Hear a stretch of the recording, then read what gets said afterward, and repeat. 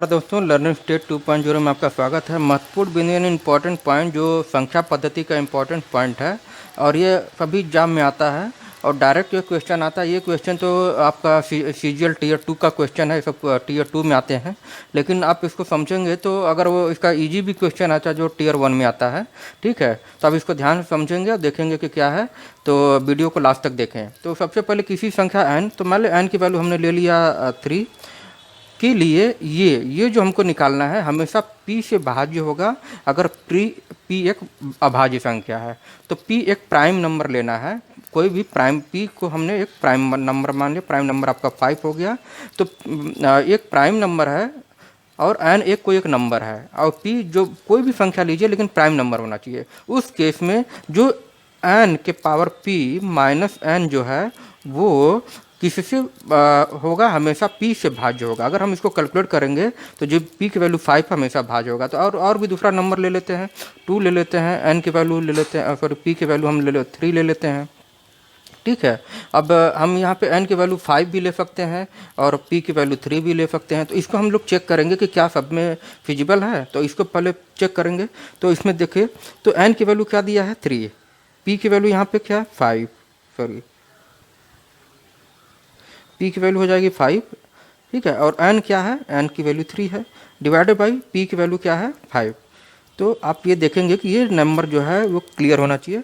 तो 3 के पावर 5 की वैल्यू क्या हो जाएगी, तो 3 3 के 9, जो 3 का स्क्वायर हो जाएगा 9 होता है, तो आपका हो जाएगा 81। 81 में 3 का इंटू कर देंगे तो 3 हो जाएगा और आपका हो जाएगा आपका 8 लिखे 24, ठीक है।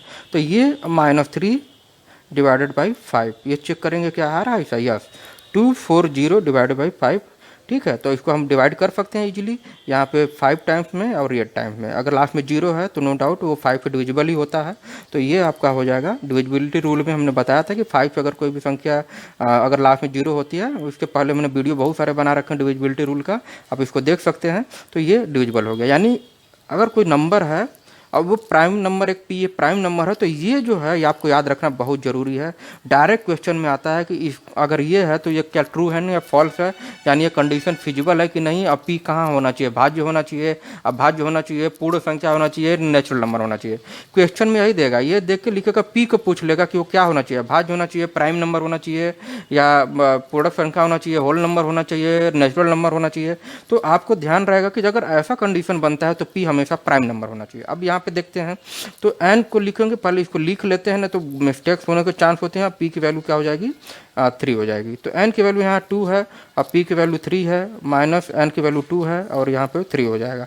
तो आप ये देखिएगा तो क्या हो जाएगा, आप 2 का पावर 3 हो जाएगा 8 माइनस 2 और ये 3, नो डाउट आपका 6 डिवाइडेड बाई 3 होता है, ये डिविजिबल हो जाता है, ठीक है। तो ये भी कंडीशन ट्रू है। अब यहाँ पे n की वैल्यू 5 है तो 5 के पावर हो जाएगा 3, क्योंकि जो p की वैल्यू 3 है -5। और अब ये देखेंगे कि क्या ये डिविजिबल है कि नहीं। तो 5 का पावर 3 आपके जो 25 यानी 125 माइनस 5 डिवाइड बाई 3, यस ये हो जाएगा 120 डिवाइड बाई 3, तो ये हो जाएगा 40 टाइम्स में। तो ये रूल सिंपल है और इसको आप समझ लेंगे।